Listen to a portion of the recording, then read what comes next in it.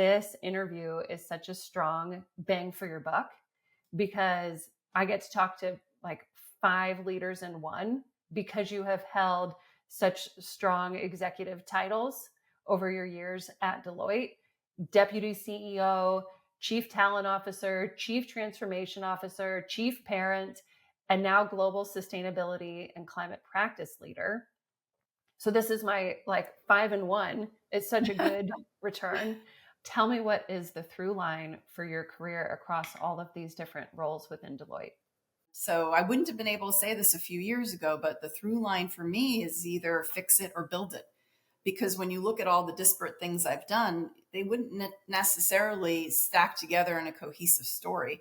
But then when you look at what I can bring to something relative to other people who have incredible talents as well, because it always takes a team of people to put anything together, it's fix it or build it mindset.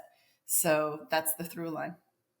I want to dig a little bit more into, all of your different careers, and to your point, like 5, many, and more on top of that, into what I'm going to call the Trellis 2-step. I'm going to say a word about your career, and then you say the first word that pops to your mind for when you think about your time there. HR teams. People. CEOs. Challenging and fun. It's 3 words. It's good. Technology. Absolutely necessary. Sustainability. Single largest opportunity of our time. I'm failing on the 1 word thing. No, it's fine. That one was worth 5 words, I think. And parenting.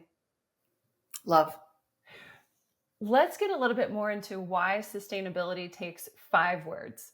I think sustainability takes a little bit to understand. And as a matter of fact, at Deloitte, we were on a journey to understand it. I think when we look externally at our clients, at what is happening in the government and the non-government organizations, it takes a while to put your arms around what it is, what it could mean, and what we need to do about it. So it's a relatively complex issue.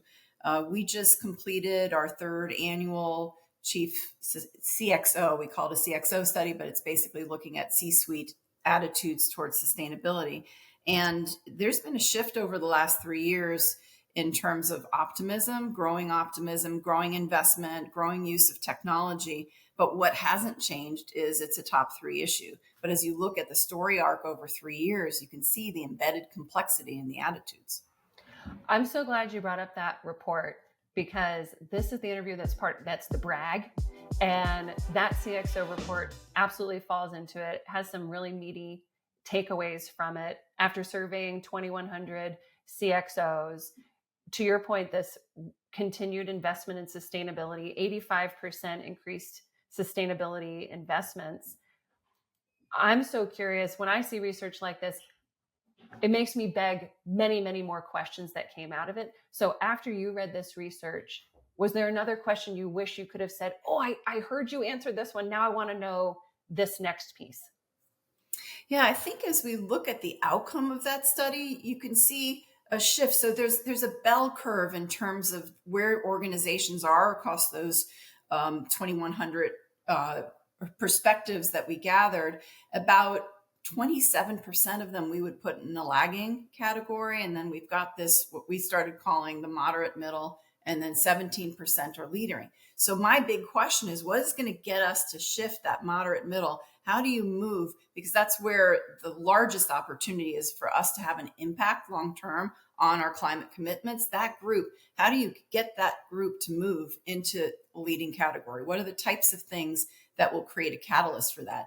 I think we're seeing some of that in the report itself because of the increased investment and commitment and the fact that it's a top 3 issue, but there's still a lot of room to go from where organizations say they've committed to the action that they're taking to the outcomes that they drive. So there's a direct relationship between corporates and their engagement and governments and what they enable and make possible. And we're going into COP16 and COP29. And if we could have all of those global leaders read this report, what would you hope that they would take out of it? I think When I look at the report, between the optimism that the C-suite is starting to believe that we have an upside story here, if you look a couple of years back, it's compliance, it's stakeholder management, it's risk management. And you're starting to see organizations move towards, we think we can embed this in our strategy. I always called it sort of a sides dish of sustainability is now part of the main course embedded in the strategy. And so when you think about the COP16 and COP29, how important those moments in time are, they're the moments in between where we really need to take action on the commitments made, show the plans. I think what you're starting to see through the study is that the corporate organizations are committed and ready to go. And, I think this might have been embedded in one of your questions, where we actually need to work together to make this happen. This is not going to be every organization on its own. Last week at Climate Week, I heard someone on stage say there's no competition in sustainability. And if you think about it, in some ways, this is the place where we shouldn't be competitive, where we really should collaborate, because the outcome is protecting our planet. What would your 1995 self be the most surprised about you here in 2024? The 1995 self would probably say it's okay to speak. You have something to say. And as a matter of fact, on my first job at Deloitte, one of the partners I was working with said, "You are paid to speak," when I was being rather silent. So we all learn, and I learned really quickly that your voice matters.